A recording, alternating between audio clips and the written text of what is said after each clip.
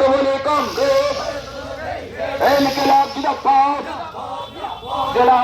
জেলা হাসপাতালের সুস্থ পরিবেশ ফিরিয়ে আনতে হবে।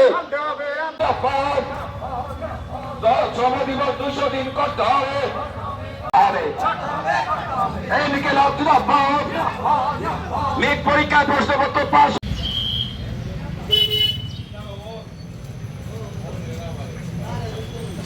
শিক্ষামন্ত্রীকে পদত্যাগ করতে হবে। লড়াই চলছে। বেহাল অবস্থা অবিলম্বে পরিবর্তন করতে হবে। নইলে লড়াই চলছে। নইলে সবাই কর্মীদের বেতন বন্ধ করে জব চাই। নইলে লড়াই চলছে।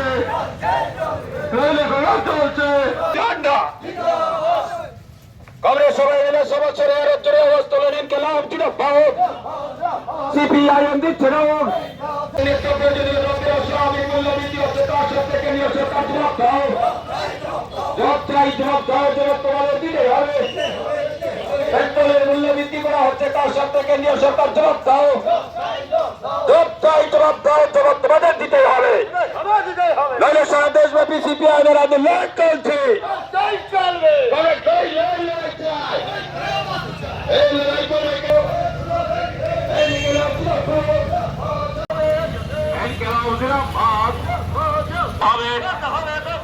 নিট কেলেঙ্কারির সাথে যুক্ত কেন্দ্রীয় শিক্ষামন্ত্রীকে অবিলম্বে পদত্যাগ করতে হবে। এদিকে এদিকে ছাত্র যুবদের আন্দোলন চলছে। বেকারদের নিয়ে চিরিমিরি খেলা হচ্ছে, কাজ স্বার্থে কেন্দ্রের তোমাদের দিকেই হবে। ধর্মনগরে জেলা হাসপাতালের ভিতরে অসামাজিক কাজকর্ম হচ্ছে, কাজ স্বার্থে বিজেপি সরকার জবাব দাও। জবাব চাই, জবাব দাও, জবাব তোমাদের দিতেই হবে। শিক্ষামন্ত্রীকে অবিলম্বে পদত্যাগ করতে হবে।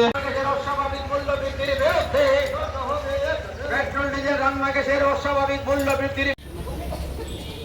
বিজেপির দুঃশাসনে এখন দুর্নীতির সাগরের উপর ভাসছে, কেউ দেখতে পাচ্ছে না। বিজেপি ক্ষমতা আসার পর থেকে সারা দেশে যতগুলো উচ্চশিক্ষার জন্য প্রবেশিকা পরীক্ষা হয়েছে, প্রতিটি ক্ষেত্রে প্রশ্নপত্র ফাঁস হয়েছে। এই দেশের কোটি কোটি ছাত্রের ভবিষ্যৎ আজকে অন্ধকারের মুখে। অভিভাবকরা বিপন্ন,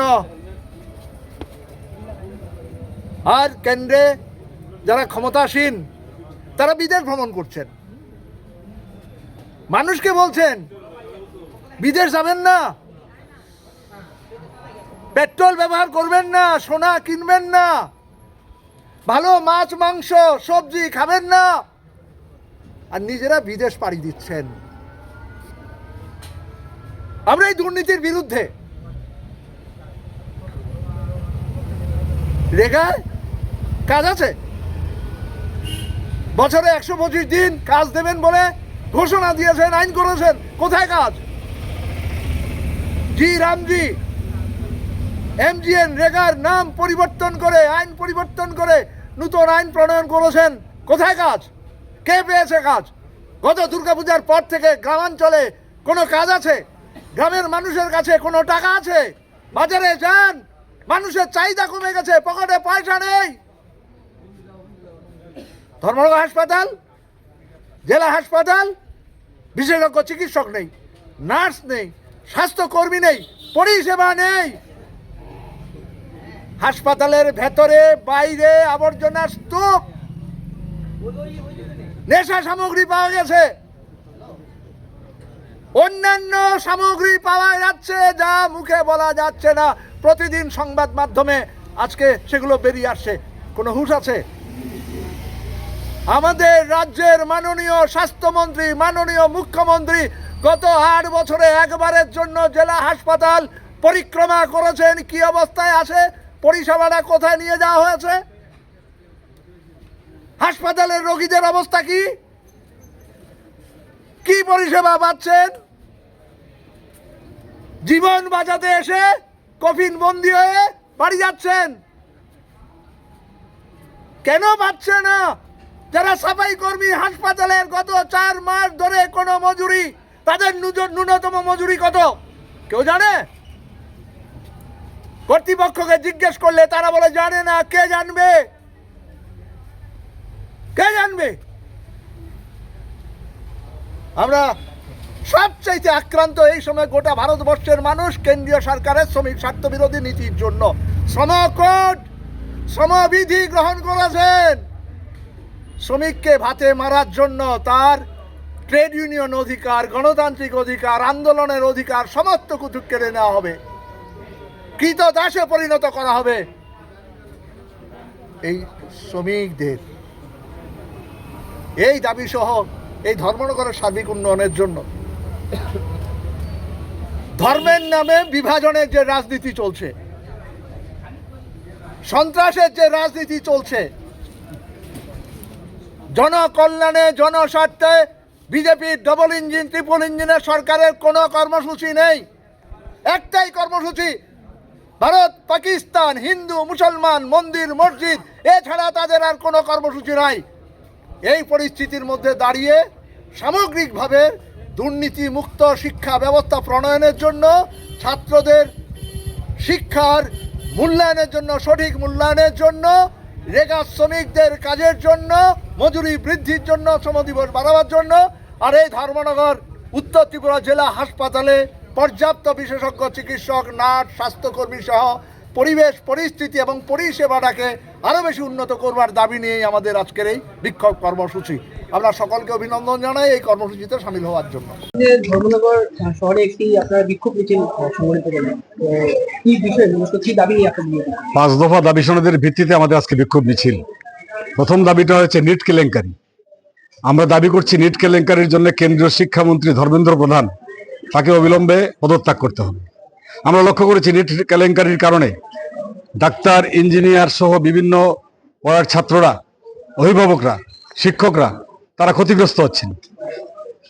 এই সমস্ত সারা দেশে যে অবস্থা চলছে, এই অবস্থার অবিলম্বে পরিবর্তন করতে হবে।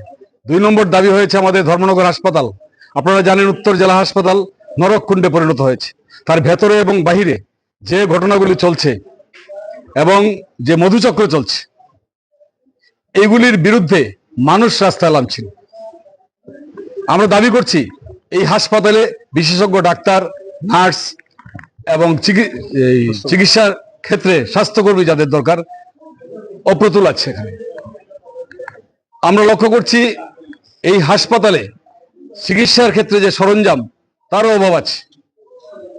এই অবস্থা থেকে এবং আরেকটা জিনিস লক্ষ্য করছি আমরা, এই হাসপাতালে যারা সাফাই কর্মী আছেন দীর্ঘ 4 মাস যাবৎ তাদের বেতন হচ্ছে না। বেসরকারিভাবে তাদের যুক্ত করা হয়েছে।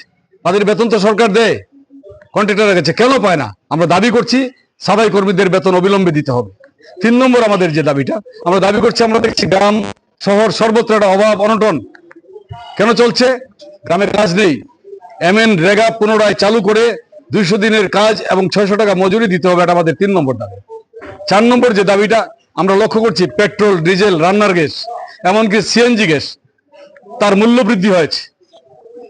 ঔষধ, জীবনদায়ী ঔষধ তার মূল্য বৃদ্ধি হয়েছে এবং নিত্য প্রয়োজনীয় দ্রব্য তার মূল্য বৃদ্ধি হয়েছে। তার মূল্য বৃদ্ধি রোধ করতে হবে, এটা আমাদের 4 নম্বর দাবি। 5 নম্বর দাবি, শ্রমিকরা আজকে আক্রান্ত।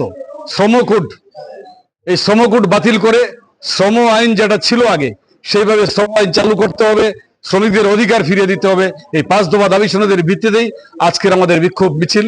এই মিছিলে যারা অংশগ্রহণ করেছেন এবং আপনারা যারা আমাদের কাছ থেকে বক্তব্য নিয়েছেন জনগণের কাছে পৌঁছানোর জন্য, আপনাদেরকে অভিনন্দন জানিয়ে আমার আলোচনা শেষ করছি। ইনকলাব। আমি ধর্মনগর মহকুমার সম্পাদক, CPI।